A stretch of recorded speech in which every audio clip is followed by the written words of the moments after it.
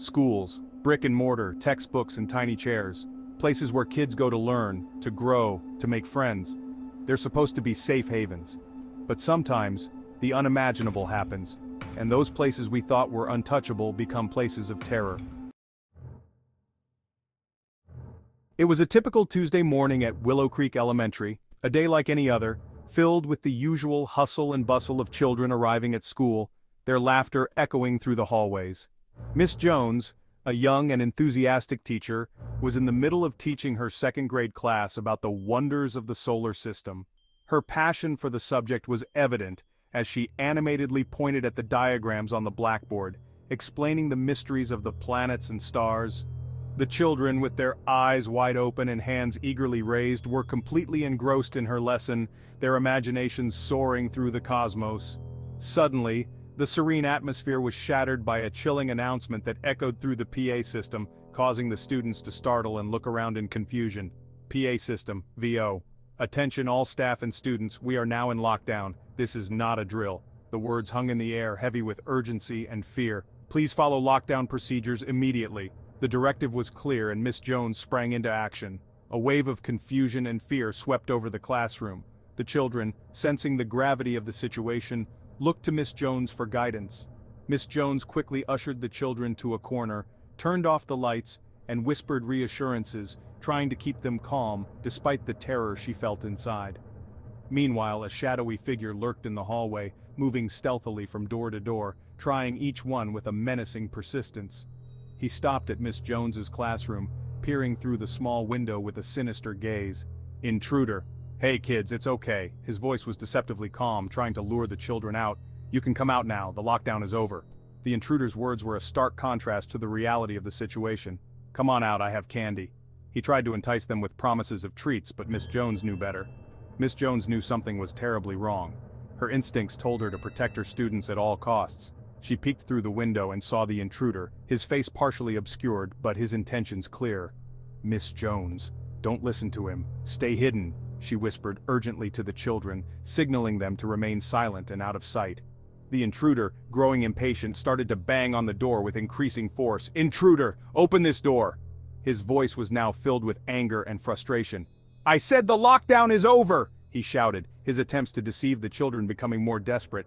Miss Jones stood her ground, her heart pounding but her resolve unshaken. She was determined to protect her students no matter the cost.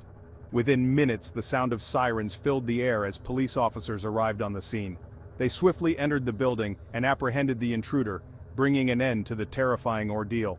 The lockdown was lifted, and the children, though shaken, were safe. They emerged from their hiding places, their faces a mix of relief and lingering fear.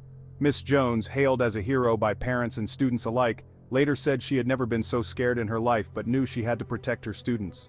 Her bravery and quick thinking had undoubtedly saved lives that day, and she was embraced by the community as a true guardian of her students' safety.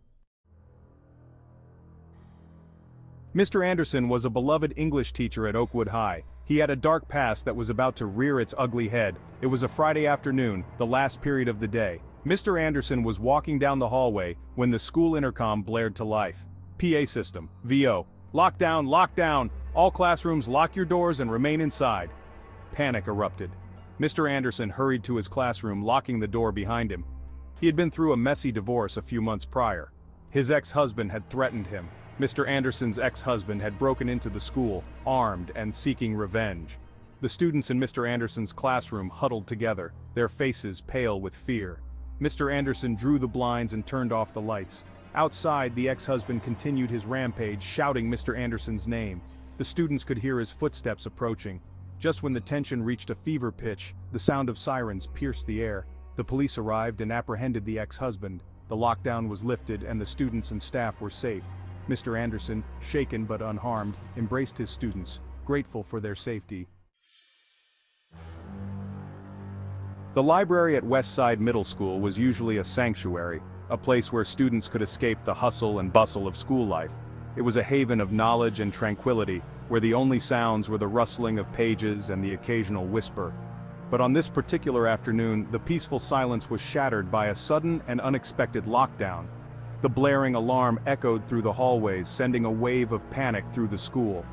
Emma and Liam, Eighth graders engrossed in their studies barely noticed the initial announcement. They were deep in their books, unaware of the chaos unfolding around them. Their teacher, Miss Clark, suddenly jumped to her feet, her face a mask of concern. She had heard the announcement and knew that every second counted. "Miss Clark, this is a lockdown. Please follow protocol immediately." Her voice was calm, but firm, a stark contrast to the rising tension in the room. Miss Clark directed the students to the back of the library and turned off the lights, plunging the room into darkness. The students huddled together, their breaths shallow and quick. Outside, a figure dressed in dark clothing, his face obscured by a ski mask, stalked the hallways. He moved with a predatory grace, his eyes scanning for any sign of movement. He clutched a large knife, its blade glinting ominously in the dim light. He was searching for valuables, but his presence alone was enough to instill fear. Inside the darkened library, Emma and Liam could hear the sounds of the robber's footsteps echoing through the hallways. Each step seemed louder than the last, amplifying their fear. They held their breath, their hearts pounding in their chests like a drum. The tension was palpable, each second stretching into an eternity. The robber tried each door handle, each click sending a fresh wave of terror through the students. They prayed that the door to the library would hold.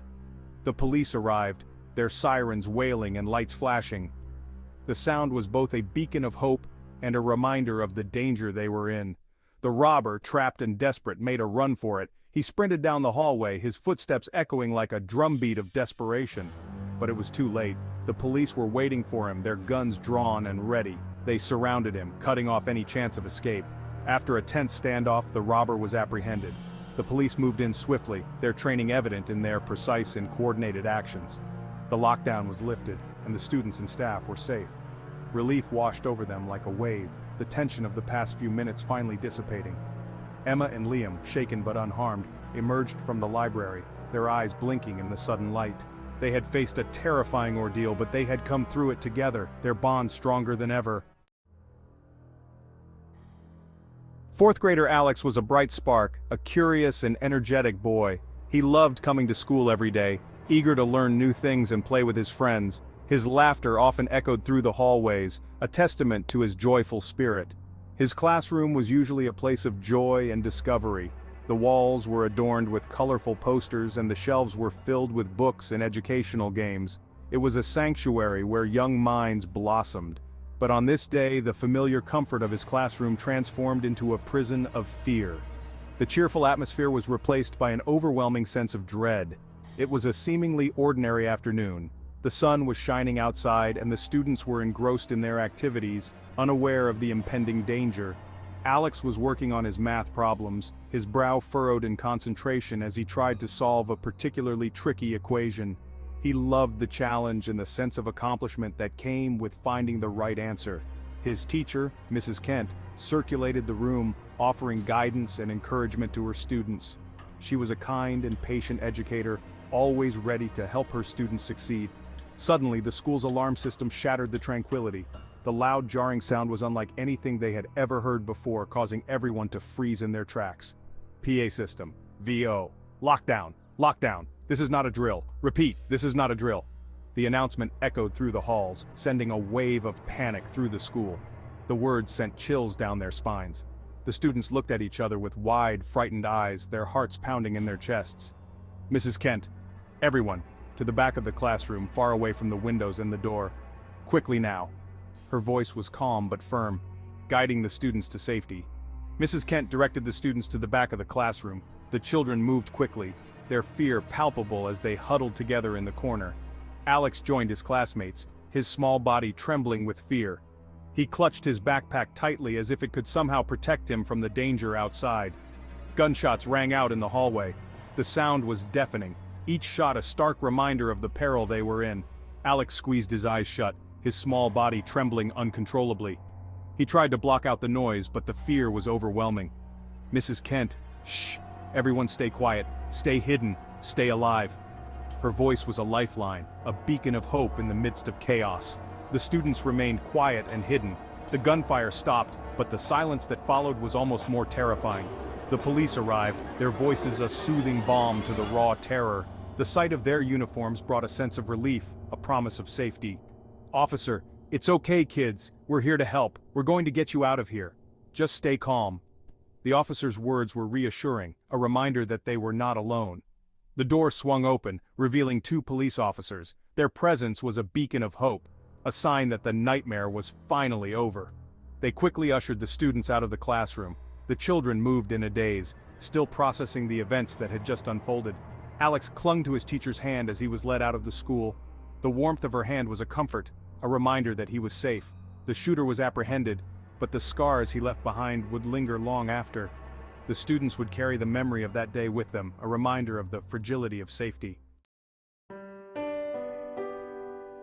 The echo of children's laughter, once a symphony of joy, now a haunting reminder of what was and what could have been. The empty hallways, once bustling with life, now stand as silent witnesses to the terror that unfolded within their walls. These true stories serve as stark reminders that, even in the places we hold most dear, danger can lurk. Stay vigilant, stay aware, stay prepared, cherish every moment, every laugh, every hug, for in a world where darkness can descend so quickly, the light of love, of hope, of humanity, shines all the brighter.